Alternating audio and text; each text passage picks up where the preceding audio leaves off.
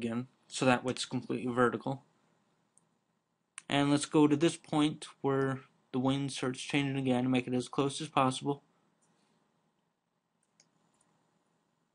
And then shift click the end. So now we have a complete path. And if it turns out we missed something, we can hold the pen tool and do add vector point and then click here. I'll hold command and click these 2 points, and it turns out we need to go past the center, so that way it will be completely symmetric. And just imagine where that's going to be, right there. So that way we want it to completely line up, or else we're missing 1 pixel and it's completely white at one point. So now that the wing is done, we can bring the opacity up a bit. And we can add some effects by going to the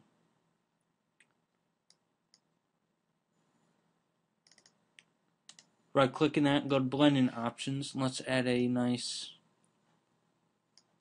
what do we want to do? Not Satan.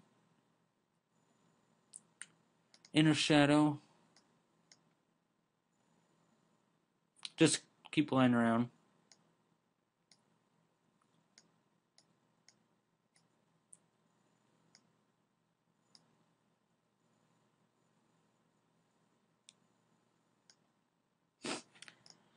And once you get that done,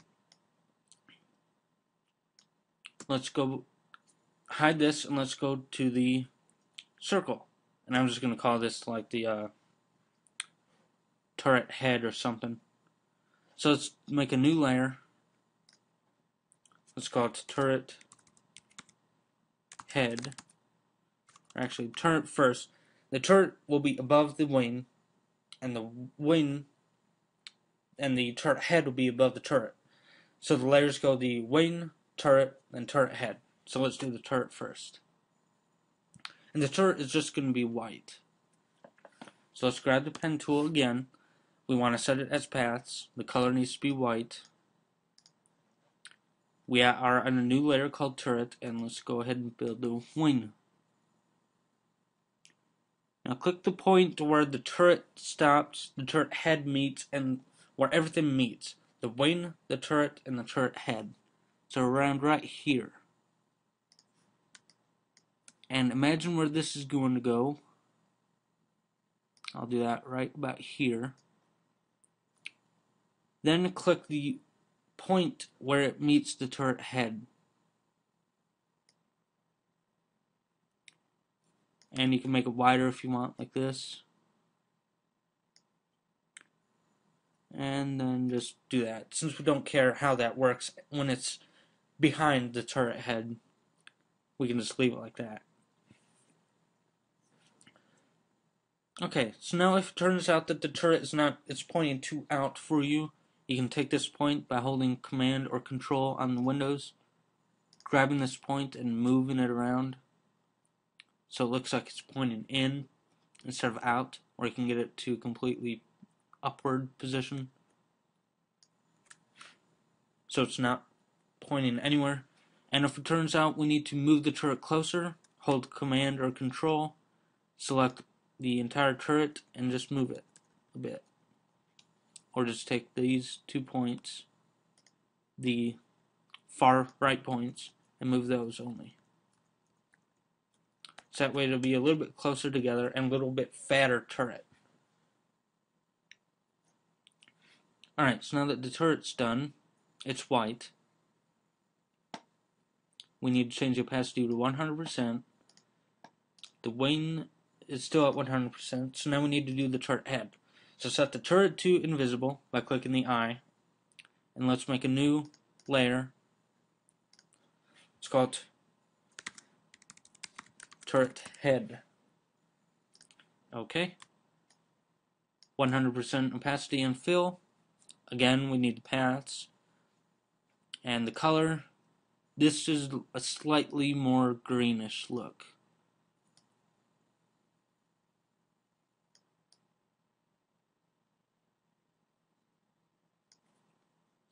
And just pick a color that you think looks nice. We can always change the color later on. That's the reason we're doing paths, is to change the colors later on. So now on the far right, click where the turret head begins. And this one we want to do it in smaller increments. Just make it as close as possible. Just trace the whole circle.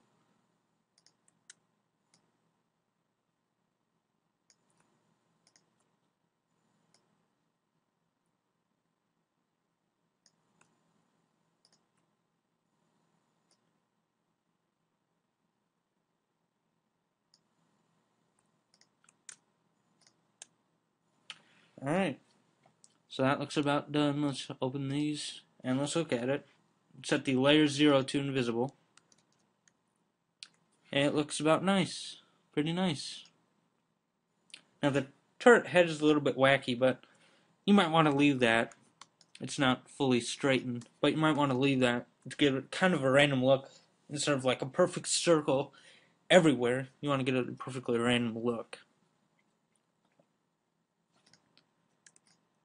Now each one of these, you might want to add a blending options. First, let's do image canvas size. Let's expand the canvas size a little bit. Let's only the height and width. Let's expand it by 10 pixels, so 650 and 907. Okay. Now select these 3 layers. Select the wing and then hold shift and select the turret head so that it selects all 3 layers.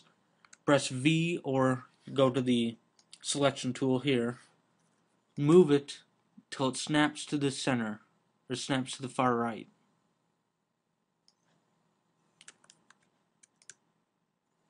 Or you could just, if it's causing you too much trouble like it is for me, just press the right key a few times until you get to the nice center. And you can zoom in and see if it actually meets the center. Alright, so we're good to go. So why do we expand the canvas size?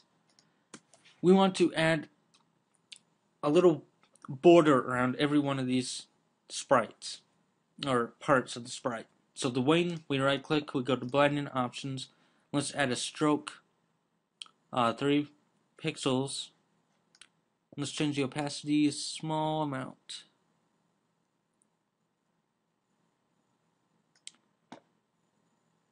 Alright. Actually, let's go back, let's do stroke, and let's change the stroke to 1. 1 or 2. 2 looks about nice. So change that to 2. Do the same thing for the turret, blending options, stroke, 2. Leave it as 100% opacity, leave it as blend mode normal, leave it on outside, and leave it as black. Turret head, blending options, same thing, stroke, and change it to size of 2. Okay. So now that's half our sprite. Now we can add effects here if you want. I'm going to keep this tutorial as short as possible, so I'm just going to add some very small effects. Make a new layer. New layer. Let's call it effects. And this is too small to see in the actual sprite itself, but I added a few line effects here. We want it as white. And this doesn't matter because we want the second option here, which is the paths option. So when you select the pen tool, select the second option here, which is paths. And just select one point anywhere here, another point anywhere here, and make a nice curve.